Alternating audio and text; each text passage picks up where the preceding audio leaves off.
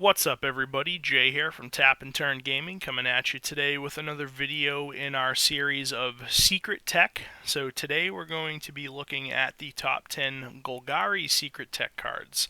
So for any of you that have been following the series, first off, thank you for following the series. We feel like it's a pretty decent series. We feel like you guys are really enjoying it, so thank you. But this is just, a list of 10 cards that Derek and I come up with that we feel like for the color or color combinations, in this case black and green, we feel like from an EDH outlook, serve some sort of decent purpose or pretty cool purpose, and you might not see them heavily played or played very often. Some of them, might have kooky little abilities, that some of you may think, oh, well, why would I want to play that? We do have, some explanations for cards like that. Let me just X this out here. But yeah, I mean, cards that aren't heavily played but serve some sort of, cool little purpose. So with that said, we're going to jump right on into it. This top 10 list will consist of 5 creatures, 3 enchantments, and 2 sorceries. So let's kick it off with the creatures. And first up is Brood Butcher. He's a 5-cost 3/3 Eldrazi drone. He is devoid, so he technically has no color, but he does cost a black and a green to cast, so he falls into this Golgari list. But what he does when he comes in, you get a 1/1 colorless Eldrazi Scion creature token onto the board, blah blah blah, sack it for 1 generic mana. That's all fine and dandy.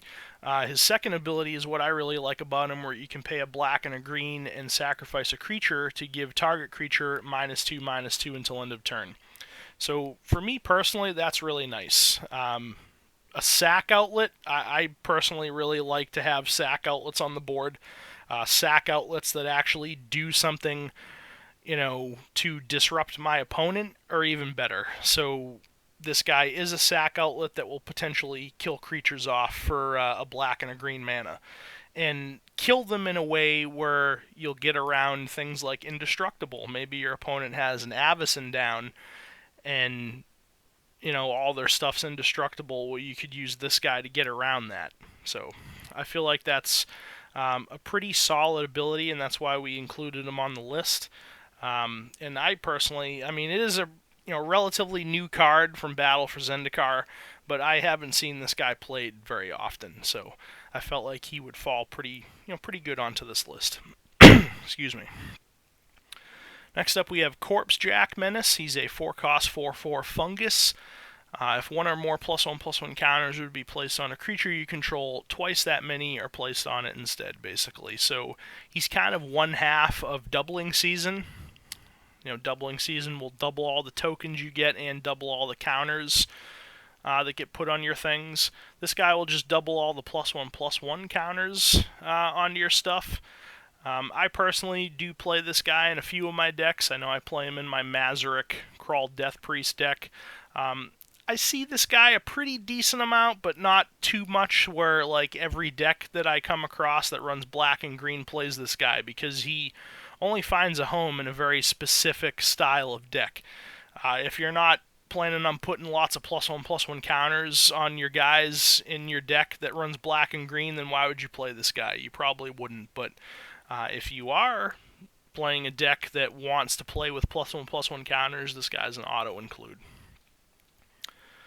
Next up, we have Reaper of the Wilds. It's a 4-cost 4/5 Gorgon, and it has lots of abilities tacked onto it, lots of value too.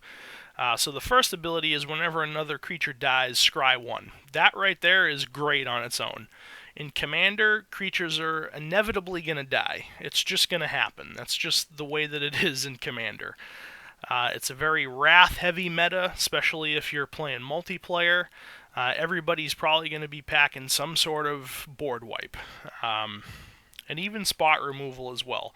So just off of a creature dying, and it doesn't even have to be your creature, it can be any other creature, you get to scry 1. So you get to filter through your deck and say, oh, what's my top card? Something just died, let's scry 1. Don't need that, goes on the bottom. So now you're closer to cards you potentially want to draw just off of things dying. So I feel like that's a pretty phenomenal ability. The two other abilities aren't anything to laugh at either. You can pay a black and give this Death Touch, or you can pay 1 and a green and give it Hexproof. So for all the things that this card does, there's really not much else that you can ask for from a 4-cost card. And it has a really, really good body for 4 mana. It's a 4/5. So you really can't ask for much more with this card, and I don't understand why it's not more played, why it's not a heavily played card if you're running black and green. This card's 35 cents. I mean, I would suggest that if you're playing a deck that runs black and green, you play this in your deck. It's just really, really good. You get to scry when something dies. You can give this Death Touch, so, if your opponent swings in with something, maybe it's bigger than this creature, you pay a black, give this Death Touch, and block with it. Now it dies, now you can scry. And then if your opponent tries to remove it, pay that 1 and a green, give this Hexproof. And now your opponent can't remove it with any type of spot removal. So this card has so much value packed onto it. I just don't get why it's not more played. I really hardly ever see this card, and it's phenomenal. Anyway, moving on to our next card, Vaatiil Doll. He's a 4-cost 3/3 legendary human warrior, where you can tap him, and until end of turn, target creature has base power 1 or base toughness 1. So what's cool about this guy is the fact that you can change the creature's power or toughness down to 1. So what you could do, a couple things you could do. If your opponent swings in with like a 5/5, you could tap this guy, make its toughness 1, so now it's a 5/1, and block with a 1/1 token or something and take out their 5/5, or now they're 5/1, but it was a 5/5. Or maybe you don't have anything to block with, and your opponent swings in with a gigantic creature, maybe like a 10/10. Tap this guy, make its power 1, so now it's only going to hit you for 1 damage instead of 10. Or, what else you could do with this guy is you can block with him. He's a 3/3, so he's got a pretty decent body. You could block with him, and then before damage is dealt, tap him and then change the creature that he's blocking their power to 1 or their toughness to 1. So, again, maybe they attack with a 5/5. You block with this guy after blocks are declared, but before damage, tap him, maybe change its power to 1. So now that you've declared a block, you're not going to be dealt damage, but neither one of these creatures are going to die. At least you're not taking the damage, or if you don't mind this guy dying, you could change the creature's toughness to 1 and then be able to kill it. So, this guy's got some pretty decent versatility to him. I like him. And then lastly, for the creatures, we have Wraith Corruptor. He's a 6-cost 3/6 elemental horror, where you can pay 1, a black and a green, and tap him, and target forest becomes a 4/4 black and green elemental horror creature. It's still a land. This card almost didn't really make the cut onto the list for me, but if I could just split off for a second and talk about this list in particular. This list was kind of difficult for me to come up with, honestly. There really wasn't a whole lot of black and green cards out there, really. Cards that are just black and green. So, it was a little bit difficult to come up with some cards here. And this guy almost didn't make the cut onto the list for me, but, once I started really thinking about it, I'm like, oh, it's a kooky little card, and it has some sort of little fun interactions that you could use, so I threw him onto the list. So what I was thinking with this guy, green is one of the more heavily played colors in Commander, because green lets you ramp. And everybody wants to ramp in Commander. That's how you get out your big fatties and your big nasties out of your deck faster, is when you're ramping. So what you could do with this guy, and this is my thought process on it, is that you could use this to make your opponent's forests 4/4s. And then, you could chain that every turn, keep making their forests 4/4s, and then kill their forests with maybe Brood Butcher. You could sack a creature, give their forest a -2/-2, and then do it a second time and kill it. Now they're down a land. Or, maybe you've animated a few of their lands, and then you board wipe, and now you wipe those wipe those lands off the board. It's kind of a kooky little interaction, but I felt like it was, interesting enough to include on this list. Or, if you want, you could also animate your own forests into 4/4s and, try to smack your opponent's face with them. Generally, I really don't like animating my lands into creatures because, like I said before, Commander is a pretty wrath-heavy meta. So, if you start animating a bunch of your lands into 4/4s and then somebody wraths, well, now you're down that many lands. But maybe you're playing a deck with black and green in it that doesn't mind lands going to the graveyard. This guy wouldn't be terrible. So that's Wood Wraith Corruptor. So that's it for the creatures. Next up, we'll take a look at the 3 enchantments that we run. First up is Death Reap Ritual, a 4-cost enchantment with Morbid, so at the beginning of each end step, if a creature died this turn, you may draw a card. This card, is just pure card advantage. Like I said with Reaper of the Wilds, things are inevitably going to die in Commander. So having this card out, especially in a multiplayer game, let's say you're playing a 5-player game, it's you and 4 other people. By the time it gets back to your turn, you have the potential to draw 4 cards before it gets back to your turn, which is nothing to scoff at. So, just the fact by this just sitting here and whenever something dies at the end of a turn, you get to draw a card. I just feel like that's really, really good, and why wouldn't you play it? Next up is Gift of the Deity. It's a 5-cost aura, 4 in a hybrid black and green. As long as the enchanted creature is black, it gets +1/+1 and has Death Touch. Pretty cool. As long as the enchanted creature is also green, it gets +1/+1 and has all creatures able to block it do so. So if you slap this on a creature that's both black and green, the creature's going to get +2/+2, Death Touch, and a lore style effect. So what's really nice about that is, if you slap this on one of your creatures that's both colors and maybe it's, gotten really big, maybe you have a Corpse Jack Menace down and you're putting counters on things and you've made one of your creatures really big and you slap this on them. Now you can attack in with that. All of your opponent's creatures have to block this creature because if it's green, that's just how the card works. So now you can divvy up the damage however you want and basically only have to deal 1 damage to any given creature for it to die, because if it's also black, it has Death Touch. So let's say you attack in with a 10/10 and it has this on it and it's getting the bonuses from both things. Well, now all of your opponent's creatures have to dogpile that one creature. So not only does that allow you to pick off all the creatures that you want to pick off, because this creature is going to have Death Touch, you can also basically have any of your other creatures that are on the board that are also attacking go in unhindered because all of your opponent's creatures had to dogpile the creature that had this on it. So it's a pretty cool card. It does cost a little bit much at 5, but as long as you're slapping this on a creature that's both black and green, I feel like it'll be worth it. And then lastly, for the enchantments, we have NecroGenesis. It's a 2-cost enchantment, 1 black and 1 green, that allows you to pay 2 generic and exile target creature card from a graveyard, put a 1/1 green sapling creature token onto the battlefield. I personally love this card. I play this card in just about every single deck that I have that runs black and green.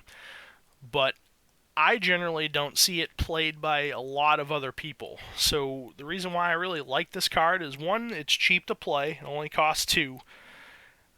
2, it is graveyard hate. So graveyard hate is always welcome in Commander, especially if your opponent's playing some sort of strategy where they want to be reanimating things out of the graveyard. Maybe you're facing down a Carrot or Ghost Chieftain deck or something like that.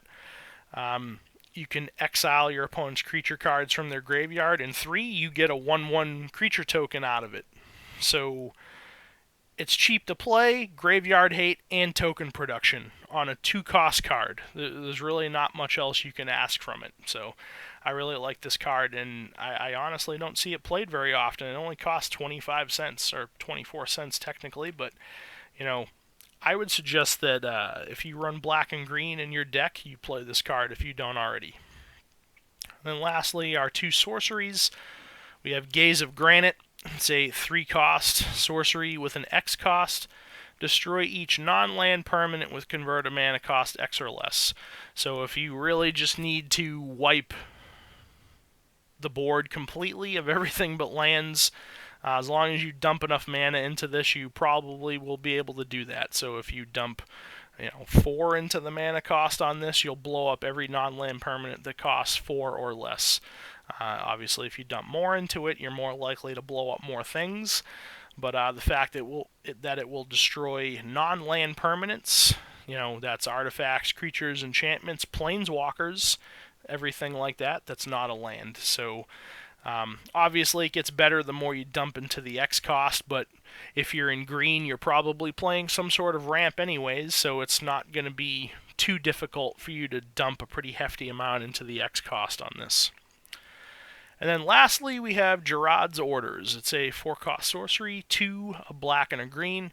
Search your library for up to 2 creature cards and reveal them. Put one into your hand and the other into your graveyard, then shuffle your library. So what's really cool about this is obviously, you can tutor up 2 creatures and put one into your hand and one into your graveyard. So maybe you're playing some sort of Reanimator style deck. You could tutor up a card that you maybe want to cast, put it in your hand. The other one maybe you can reanimate later. Maybe it's some gigantic, nasty creature with some sort of, maybe it has an enter the battlefield effect or something like that. Chuck it in your graveyard and reanimate it later on. That's nice on its own. What I feel like a lot of people don't realize about this card is that you can search for up to 2 creatures. So you don't have to search for 2. You could just search for 1. You could pay this for 4 mana and basically turn it into a creature tutor, like a diabolic tutor for creatures. So you could pay 4 and search for 1 creature and just put it in your hand. Or alternatively, you could do that and chuck it in your graveyard. So I feel like some people don't notice that you can do that. I feel like a lot of people just see this card and say, okay, well, I search for a guy, put one in my for 2 guys, put one in my hand, one into the yard. Well, you can do that, but you can also search for just 1. Technically, you could search for 0, but why would you do that? Then you're just paying 4 mana for nothing. But, the little versatility to it, is really nice. Being able to tutor up creatures is never a bad thing. And this is only a 34-cent card. So, if you wanted to play something like this, it's pretty easy to pick up, and I generally don't see this card played too often either. But that about wraps up the top 10 secret tech for Golgari, so I hope you all enjoyed it. If you did, thumbs up the video. It lets us know that you did enjoy it, so we know to keep making videos like this for you in the future. It also does help out the channel. It helps out, it helps people find the video easier the more you thumbs it up. So if you did enjoy it, thumbs up the video. Leave me some comments in the comment section below. Let me know what you thought of the of this list. I was going to say what you thought of the deck, but it's not a deck. Leave me some comments. Let me know what you thought of this list. If there are any Golgari cards that you would think that would fit in onto this list, let me know. I like to hear your comments and suggestions. And if you're not already subscribed to Tap and Turn Gaming, please crush that subscribe button. We really do appreciate it. But again, this has been Jay with Tap and Turn Gaming, and again, hope you all enjoyed this video. Like, comment, subscribe, all that good stuff, and we'll catch you later. Thanks a lot for watching.